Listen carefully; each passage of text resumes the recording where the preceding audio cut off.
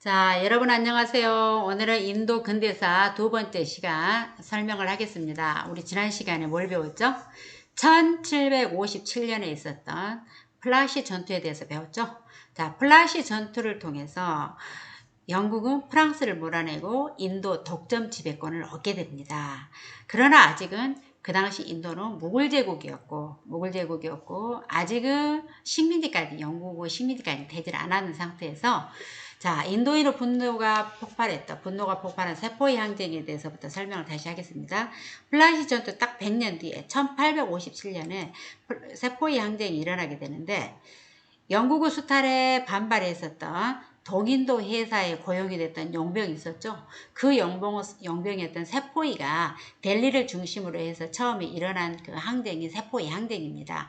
그런데 이 세포이 항쟁은 전국으로 확산되는데 세포이들만 참여한 게 아니라 수공업자, 영국은 면직물 산업으로 피해를 많이 보고 쫄딱 망하게 됐던 수공업자, 그 다음에 지주들, 동인도 회사의 가오간 토지세에 반발했었던 지주들, 그 다음에 농민 이런 사람들이 참여를 해서 세포이 항쟁은 전국으로 이렇게 확산이 되는데 자, 이게 바로 세포이들의 그 복장입니다.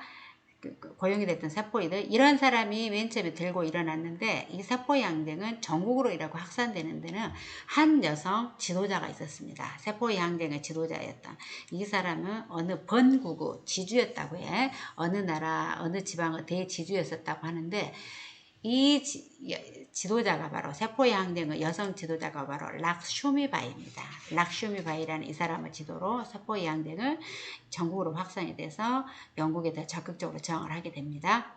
그래서 이제 영국은 이것을 진압하느냐 마느냐, 진압하지 못하게 되면은 어떻게 보면은 인도도에서 밀려날 수도 있는데 영국은 무슨 수단, 갖은 수단과 방법을 다 써서라도 매수를 해서라도 이 세포 양댕을 진압합니다.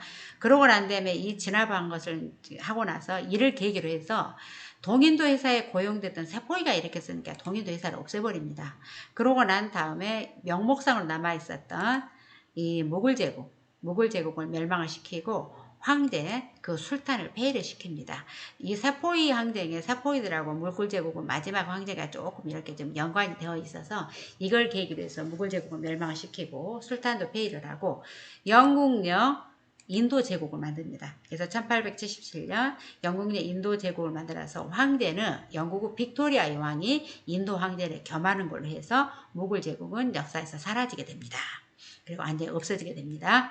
자, 이 사람이 빅토리아 여왕이고요.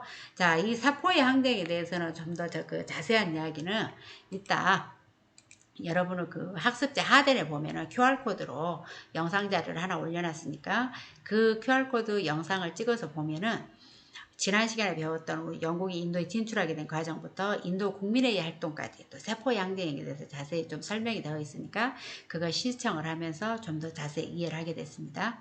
이해를 하면 되겠고 세포의 항쟁의 직접적인 발단이라고 하면은 총알이 들어있는 종이 봉지 아래에 소 돼지 기름이 칠해진 게 세포이들을 많이 믿고 있는 이슬람교와 힌두교도들을 무시하고 그다음 수치심을 주는 것이라 해가지고 이 항쟁이 직접적으로 일어난 것입니다. 이에 대한 영상 이따 자세히 보고요. 이 세포의 항쟁을 진압하고 난 다음에 인도는 더더욱 이제 영국으로부터 분열 정책을 당하게 되는데 당시 또 인도 자체가 여러 종류로 이렇게 나눠져 있었습니다. 구성이 복잡하니까 분열 정책 쓰기에도 알맞는 상황이었어. 그래서 그 당시 인도는 정치적, 종교적 갈등도 심한 데다가 민족 구성도 복잡해. 땅이 넓다 보니까. 그래서 이걸 이용을 해서 영국은 분열 정책을 적극적으로 쓰고 그 다음에 경제적 수탈을 더 많이 하게 된다. 그래서 인도 분열 정책에 영국이 실시한 이런 분열 정책에 이걸 보고 영국만 나쁘다고 할 게 아니라 우리 인도인 내에서도 나쁜 구습이라지 악습, 고쳐야 될 것은 좀 반성하고 고쳐야 되지 않느냐 해서 인도 지식인이 중심이 돼서 사회개혁운동이 일어나게 되는데 그게 바로 브라모 사마지 운동입니다. 이 브라모 사마지 운동을 전개한 사람은 인도 내에서 인도인 중에 근대적 지식교육을 받았던 람 모한 노이라는 사람에 의해서 추진이 됐는데 힌두교 우상 숭배라지 그 다음에 신분제도 엄격함, 카스트 제도 엄격한 제도, 신분차별 이거 철폐를 하고 그 다음에 순장제라 해서 뭐 주인이랄지 지주가 죽게 되면은 거기에 딸린 노예들 이런 사람을 생체로 매장을 하는 순장제라는 그 사티 풍습이 있는데 사티 이런 것에서 철폐를 주장하면서 인도 사회 개혁을 주장했던 운동이 바로 브라모 사마지입니다.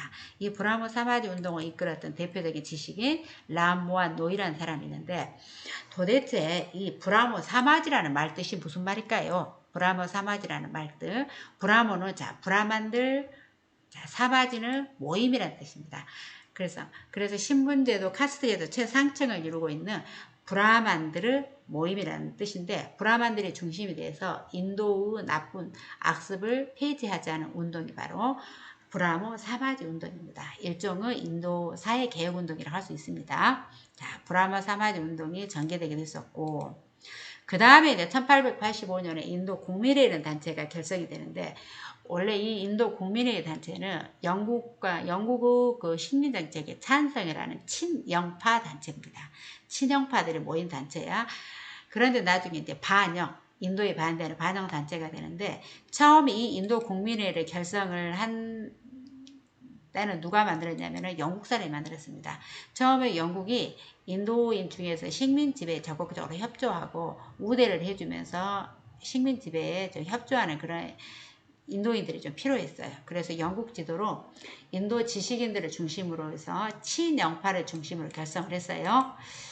그러다 보니까 아무래도 처음에 인도 국민회의는 뭐 영국의 식민지를 유학을 갔다 왔거나 그 다음에 대체로 상류층이라 해서 상류층에서 영국이 인도 식민 지배하는 것에 별 처음에 별로 감정이 없었던 사람들, 거부감이 없는 사람 중심으로 해서 만들어졌기 때문에 영국의 식민 지배에 협조적이었는데 이 단체가 갑자기 확 반영운동을 이렇게 전개를 하게 됩니다. 반영운동을 전개하게 된 그 계기가 1905년에 영국이 뭘 발표했냐면은 벵골 지방을 나눠서 다스리겠다. 그래서 벵골 분할령을 발표를 합니다. 이 벵골 분할령을 발표를 하니까 이걸 계기로 해서 영국에 반대하는 반영운동을 전개하는데 도대체 왜 벵골 지방을 나눠서 다스리겠다고 하느냐. 다른 지방도 많은데 왜 벵골인가. 좀 이따 설명할 건데 이 인도 국민회의는 나중에 이제 마하트마 간디, 위대한 간디라는 이 간디도 이 운동을 국민회의를 많이 이끌어가게 됩니다. 벵골 분할령의 핵심 지역이었던 벵골 지방은 어디냐? 벵골의 의 뱅자하고 아이 뱅자 같은 의미입니다. 벵골 지방과 같은 의미를 쓰이는데 인도 지도가 나와 있습니다. 그 중에서 여기가 바로 연두색 부분하고 밤색으로 이렇게 선이 그어져 있는 이 지역이 바로 벵골 지방입니다. 그런데 이 벵골 지방은 인도 다른 지방에 비해서 유독 반영운동이, 반영의식이, 영국의 저항의식이 강하던 곳인데 또 여기는 종교 구성이 복잡하고 종교 갈등이 심한 곳이에요. 그래서 그걸 이용해서 영국이 분열정책, 착취하는 이런 정책을 실시하니까 또 벵골 지방 사람들은 영국에 더 저항하는 의식이 강한 곳이었다. 그런데 여기 이렇게 이 라인을 중심으로 해서 왼쪽은 대체로 서벵골이라고 오른쪽은 동벵골이라고 하는데 동벵골 지역은 대체로 이슬람교를 많이 믿고 서벵골 지역은 대체로 힌두교를 좀 많이 믿습니다. 그래서 여기가 이제 이런 벵골 지방인데 벵골 지방은 인도에서도 가장 영국에 저항하는 골수분자들 반영운동의 중심지였던 곳이었다. 그래서 나중에 동벵골의 이슬람 교도들은 1947년도에 이제 그 이후 2차 세계대전이 끝나고 나서 인도가 독립을 하게 될 때 그때 이슬람 교도가 많은 동벵골은 방글라데시로 분리가 되고 서벵골은 힌두교를 많이 믿어서 인도 땅으로 편입이 됩니다. 이따 동영상에서 보면은 파키스탄으로 분리가 된다는데 파키스탄은 이쪽입니다. 이쪽 인도스강 그 위쪽에 파키스탄은 서쪽. 그러니까 인도 내에서도 서쪽 사람 중에서 이슬람교를 많이 믿은 사람들은 나중에 파키스탄으로 따로 독립을 합니다. 자, 인도 이 국민회의는 이 벵골 분할령을 계기로 해서 1906년에 콜카타에서 대회를 열어가지고 반영운동에 앞장서 여기서 4대 강령을 채택해서 조직적으로 영국에 반대하는 반영운동을 전개하는데 4대 강령이 도대체 뭐냐? 4대 강령은 이것입니다. 영국 상품 안사, 불매운동, 국민교육, 인도 국민교육을 진흥시키고 그 다음에 스와데시 운동을 합니다. 이 네 가지가 4대 강령이야. 스와라지 인도말로 자치, 인도인의 자치, 스와데시, 인도 국산품을 쓰자는 운동, 그다음 영국 상품 불매 사지 않겠다. 국민교육운동 이 네 가지 행동 강령을 채택해서 이 운동을 전개를 합니다. 그러게 되니까 인도 국민의이란 친영 단체가 반영 운동에 앞장서니까 영국도 부담인 거예요. 그래가지고 나중에 영국은 벵골 분할령을 취소를 합니다. 1911년에 드디어 벵골의 벵자가 의뱅이라고도 씁니다. 아이뱅이라고도 쓰고 벵골 분할령이 취소되니까 안 하겠다고 하니까 인도 국민회는 그 뒤를 이어서도 계속 인도 민족교육, 민족자본 육성으로 경제발전에는 노력을 하지만 아직은 그래도 영국은 식민지이기 때문에 적극적으로 강한 투쟁을 하지는 못하게 됩니다. 자, 인도 국민회의 활동에 대해서 이야기를 저기를 했는데 국민회의가 채택했던 4대 강령, 영국 상품 불매, 국산품 매요, 수화 대시, 수화 라지, 자치, 인도 국민교육, 인재를 양성하겠다. 인재를 양성하겠다는 국민교육 운동을 전개를 하게 된다. 이게 바로 4대 강령입니다.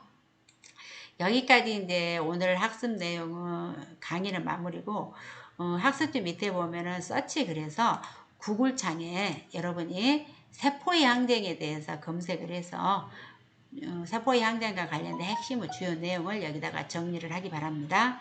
정리를 하고 난 다음에 여기 QR코드나 아니면 URL을 찍어서 QR코드로 접근하는 게 더 편하겠습니다. 핸드폰으로 QR코드를 찍어가지고 약 8분 정도 되는 영상을 보면서 우리 지난 시간에 영국이 인도에 진출하게 된 과정부터 인도 국민의 활동까지가 쭉 담아진 이 8분짜리 영상을 보고 지난 시간과 오늘 수업의 내용을 이해를 하면 좋겠습니다. 여기까지는 여러분 개인 활동이고 이 활동이 다 끝나면 모둠을 틀어서 모둠별로 오늘 배운 그 내용에 대해서 비포 활동지에다가 연꽃 발상기로 정리하는 배움 마무리 활동을 하겠습니다.